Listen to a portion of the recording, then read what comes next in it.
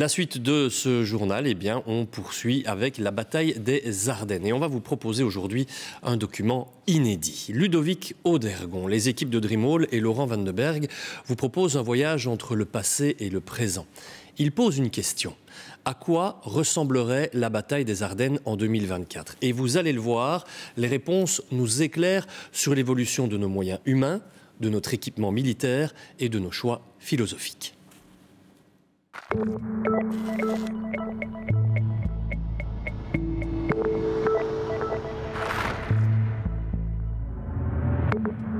Bienvenue à l'école royale militaire. C'est ici, dans ces murs, que se déroule la formation des futurs officiers.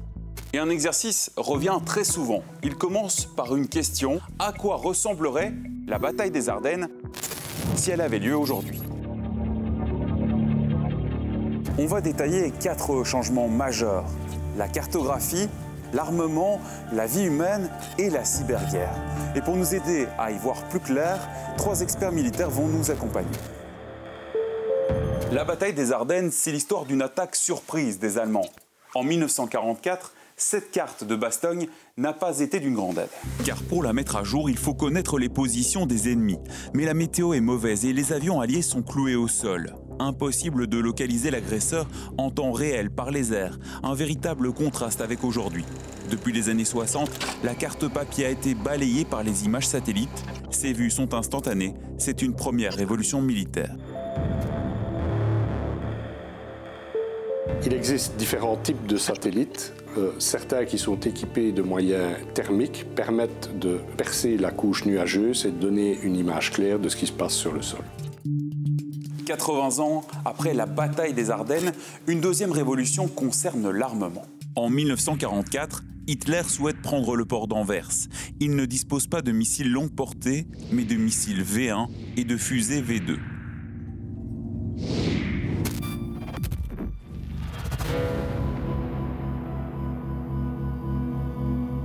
Le V1 tapait son objectif, je ne vais pas dire au hasard, mais avec une très grande incertitude au niveau de la cible finalement choisie. Un missile V2, à l'époque, avait une portée entre 100 et 200 km. Cela dépendait aussi des facteurs climatiques et météo. Aujourd'hui, un missile intercontinental peut avoir une portée de 10 000 à 11 000 km. Au sol, les Allemands disposaient de chars Tigre. Ils étaient redoutables à l'époque, mais ne rivaliseraient pas avec les chars modernes, ultra connectés. On est passé du Moyen-Âge au temps moderne. D'un côté, on devait pouvoir s'orienter avec une carte alors qu'on dispose maintenant de GPS. On est passé de moyens optiques purs à l'ordinateur, voire l'intelligence artificielle qui est mise en œuvre de telle façon à acquérir plus vite une cible à la fois fixe et une cible mobile. Sur terre comme dans les airs, les moyens militaires se sont étoffés. Des avions de chasse, des drones capables d'espionner ou de larguer des explosifs, ou encore des robots de reconnaissance chargés de prendre les plus gros risques à la place des soldats. Troisième évolution entre 1944 et nos jours, le prix de la vie humaine. Aujourd'hui, dans nos pays occidentaux, l'attaque allemande est vue comme une opération suicide.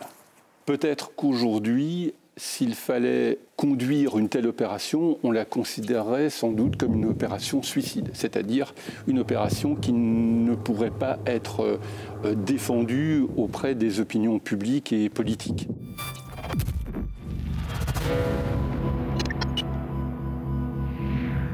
Dans les dictatures, le prix de la vie humaine ne compte pas.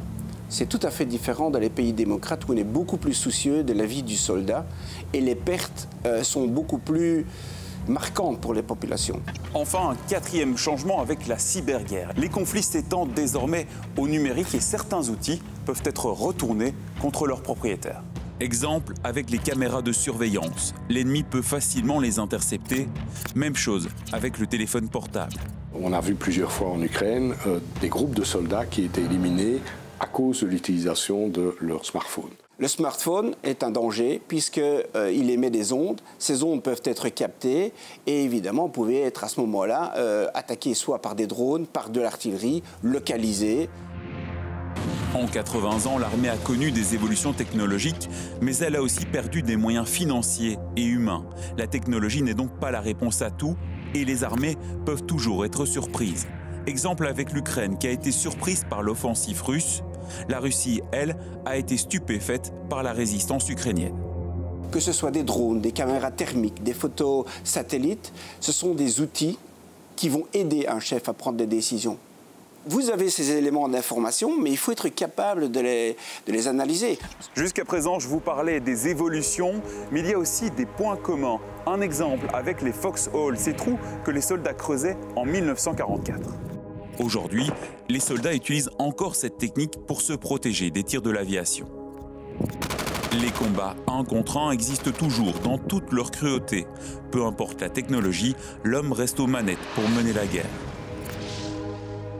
Alors à quoi ressemblerait la bataille des Ardennes aujourd'hui? Les conflits actuels, notamment en Ukraine, le prouvent tous les jours, les combats et la technique ont évolué. Mais les fondamentaux de la guerre restent les mêmes, comme la souffrance qu'elle cause.